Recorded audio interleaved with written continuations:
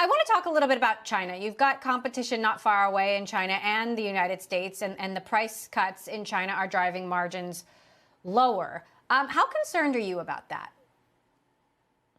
Well, when we think of margins and price cuts, I mean, the work that we've done on electric vehicles. So the reason that we think EVs are so competitive is because battery costs are declining. We use something called Wright's Law to forecast the cost decline of batteries. And for every cumulative doubling in production, you get a corresponding reduction in price.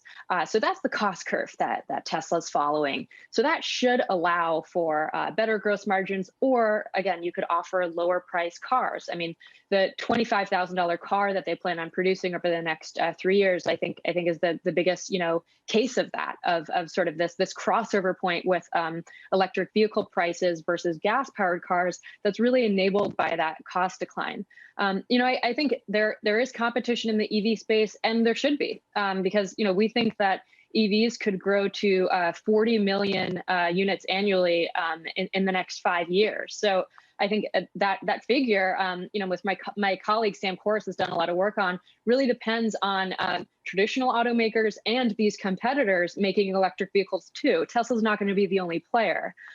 We do see them dominating the market now. They have the best market share. They have over 20% of the electric vehicle market. They're the number one brand in China as well, and that's something that's really been hard for any foreign automaker, to sort of wholly own their factory. Tesla's the first to do that there. So I think they've had great success, and competition's not a surprise.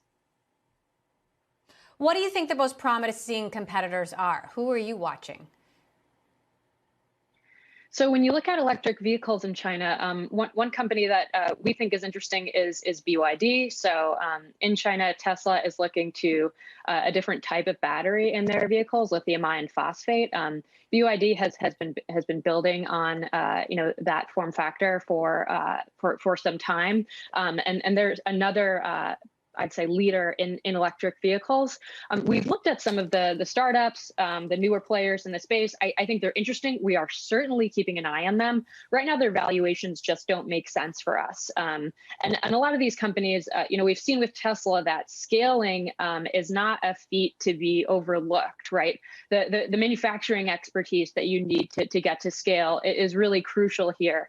So I think that's something to look out for with these newer players. I think things in China can happen very quickly. So we're aware of that. But so far, they do still seem to have the best technology on the market, from a battery, but also a software perspective, with autonomous driving and autopilot. We haven't seen anyone meet that mark yet. But again, we do expect other players to come in. So, look, I know you're bullish on Tesla, but what do you think the biggest headwinds are? What do you think are the biggest challenges ahead? Well, I think one critical step for Tesla is solving for fully autonomous driving. So last night on the call, Elon said that he thinks that Tesla could do that within the year.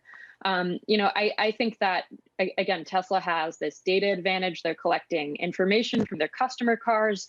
No one else has a fleet that is the size of Tesla's when it comes to autonomous driving, because every other player is using fleets of prototypes that usually number at most in the hundreds.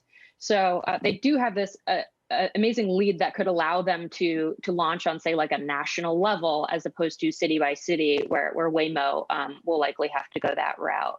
But they still have to prove that they can do it, right? And we haven't seen that yet.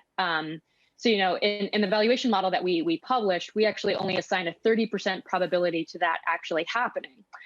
That said, some of the newer research I've done is looking at Tesla's opportunity in ride hailing.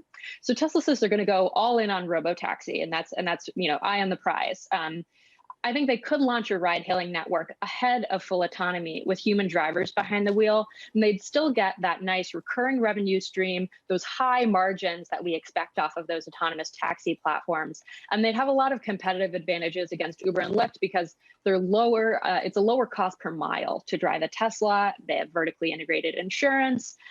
We think they could do it better than the other players out there and potentially take a higher cut of the gross revenues off of the system because of those cost advantages, and even perhaps pay their drivers more. So I think, autonomous, it's not certain, but there is that potential sort of downside protection if they were to launch a ride-hailing service. All right, Tasha Keeney of Ark Invest. Always great to have your thoughts here on the show. Thank you so much for joining us and weighing in.